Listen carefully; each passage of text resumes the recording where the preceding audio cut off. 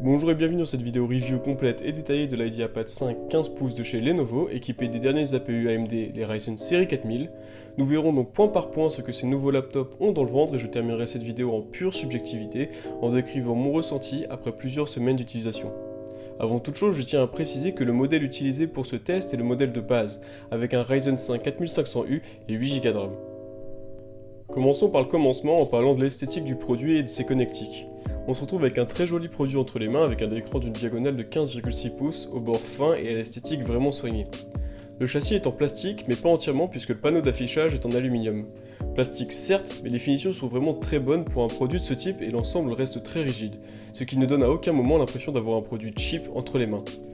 Un produit solide donc, mais qui n'en reste pas moins léger, car pesant à peine plus d'1,6 kg. Notez que l'ouverture à une main est possible, bien que le châssis se soulève légèrement du support sur lequel vous l'aurez posé. En règle générale, c'est un produit vraiment bien fini, fin et relativement léger qui s'adaptera sûrement à toutes les utilisations. Il est vraiment très agréable à utiliser au quotidien et quelles que soient les circonstances. En termes de connectique, Lenovo a très bien doté sa nouvelle monture. Tout d'abord, on retrouve un lecteur d'empreintes digitales vraiment très performant qui sert aussi le bouton d'allumage. Sur la tranche droite, notons la présence de deux ports USB 3.1 première génération ainsi qu'un port de carte SD. Attention toutefois, ce port de carte SD est loin d'être très rapide et le plus rapide du marché. Il a le mérite d'être là pour dépanner et situationnel, mais clairement, si vous avez l'habitude d'utiliser un port de carte SD pour vos transferts de données, partez sur un adaptateur, ce sera beaucoup mieux. Sur la tranche gauche, on retrouve un port jack 3.5 mm permettant de connecter tout type de casque ou d'écouteurs, c'est franchement bienvenu sur ce type de produit.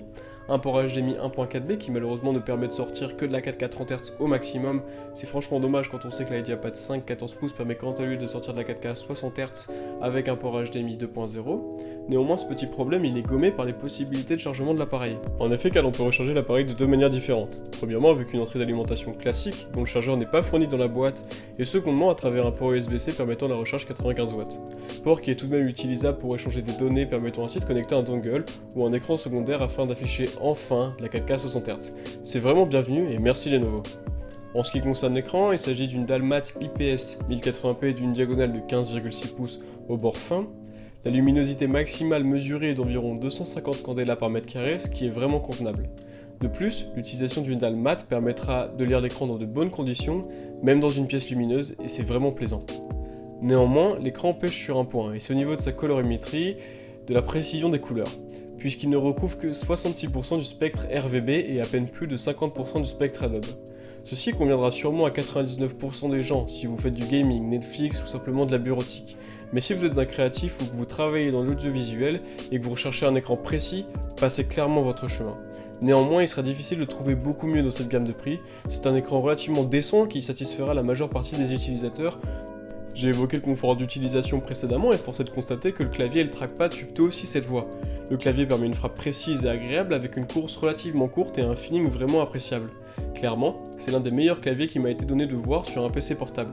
Il dispose d'un rétroéclairage à deux niveaux, ce qui permet d'assurer une visibilité des touches même dans un endroit sombre, et visuellement c'est très sympa. Le trackpad n'est pas en reste, bien que moins remarquable, ce dernier est précis et l'utilisation des drivers Windows Precision permet une gestion des mouvements pratique et intuitive.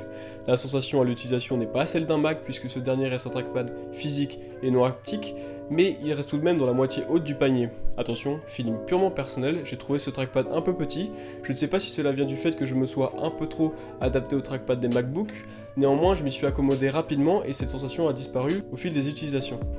À présent, parlons d'un point important pour un ultrabook, à savoir la batterie. Ici, l'autonomie est bonne sans être exceptionnelle non plus. Je tiens un peu plus de 7 heures avec la luminosité au maximum, lors d'une utilisation que je considérais comme classique à classique++, à savoir de la bureautique et des choses un peu plus intenses pour le système comme du code ou l'utilisation de machines virtuelles. Lenovo annonce 13 heures maximum sur batterie, un résultat atteignable, je dis bien atteignable car en conditions réelles, ça a peu de chances d'arriver. Pour les étudiants, une telle autonomie permettra de tenir toute la journée en prise de notes sans souci. Cette bonne autonomie est accompagnée d'une recharge tout aussi correcte. Le produit est vendu avec un chargeur USB-C 95 watts permettant une recharge de 20 à 100% en moins de 2 heures.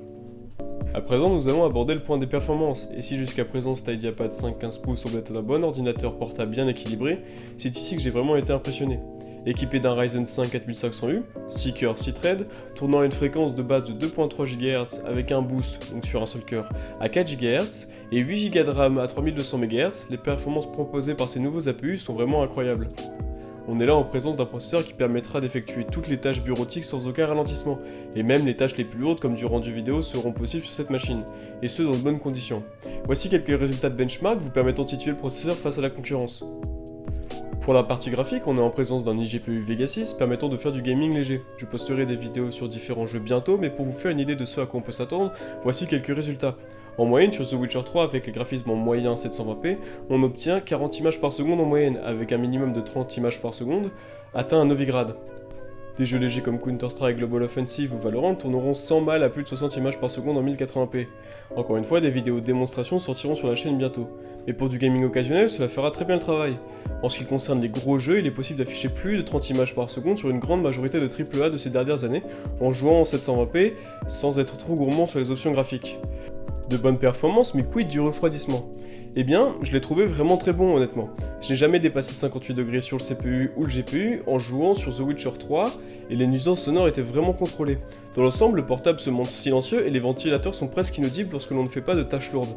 Je notifie que même lors des sessions de jeu intenses, les zones de surface de contact avec mes mains, comme le clavier, restent bien refroidies et je n'ai jamais été gêné. Bon, c'est bien beau tout ça, mais il y a d'autres choses qu'il faut aborder. Premièrement, les performances sont bien évidemment variables en fonction du mode de gestion de l'alimentation de Windows. Secondement, des modes de gestion du refroidissement sont disponibles. Des modes permettant un refroidissement intelligent ou des performances maximales. Je ne vous recommande pas ce dernier, car les températures ont tendance à s'envoler, dépassant même les 80 degrés, et le TDP lui aussi explose, dépassant les 40 watts, contre à peine plus de 20 watts pour le mode de refroidissement intelligent. Je vous recommande clairement de laisser les paramètres par défaut pour avoir un système performant avec une consommation et une chauffe maîtrisée. Concernant le stockage, j'ai avec moi la version disposant d'un SSD M2 228Go et d'un HDD d'1 Tera tournant à 5400 tours par minute. Le SSD se montre rapide et réactif, bien que les tests sous Crystal Disk Mark ne le placent pas parmi les meilleurs.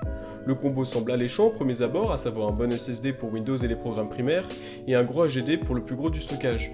Mais attention, les 5400 tours par minute deviennent vite limitants. Pour un utilisateur lambda, le stockage sur HDD ne sera clairement pas un problème, mais pour les utilisateurs plus demandants, des ralentissements peuvent être constatés, notamment sur de gros jeux stockés sur le disque. Néanmoins, si vous n'avez pas peur de mettre les mains dans la machine, vous pouvez changer le disque dur 2.5 par un SSD de la même taille. En bref, la configuration du stockage est somme toute bien équilibrée, répondant à tous les besoins, mais l'HDD peut être limitant lorsqu'on utilise de gros programmes stockés sur celui-ci. Voilà, on arrive à la conclusion de ce test, cela fait maintenant quelques semaines que j'ai le produit entre les mains, et s'il y a un mot que je devais utiliser pour le qualifier, c'est équilibré. C'est un ordinateur vraiment très confortable à utiliser au quotidien, de par son poids léger pour un 15,6 pouces, par sa qualité de fabrication, mais aussi par son clavier qui est juste incroyable. L'écran et le trackpad, sans être les meilleurs du marché, restent dans ce qui se fait de mieux dans cette gamme de prix, ce qui contribue grandement au confort d'utilisation. Et je vais me répéter, mais même s'il se montre très équilibré, AMD a fait un superbe boulot en proposant un très bon APU, à la consommation maîtrisée, et Lenovo a su faire preuve de bon sens en le couplant avec de la RAM en dual channel à 3200 MHz, offrant de très bonnes performances. Chose que je n'ai pas mentionnée, mais ce PC est équipé d'une caméra 720p vraiment de piètre qualité. Elle a le mérite d'être là pour dépanner, mais rien de plus. Point positif néanmoins, Lenovo intègre directement un système permettant de cacher la caméra, sympa pour le respect de la vie privée des utilisateurs. En clair, pour un PC dont l'entrée de gamme se situe à 650€ avec un Ryzen 3 4300U et 750€ pour le Ryzen 5 4500U, il est difficile de faire mieux. À l'heure actuelle, c'est sûrement le meilleur rapport qualité-prix du marché.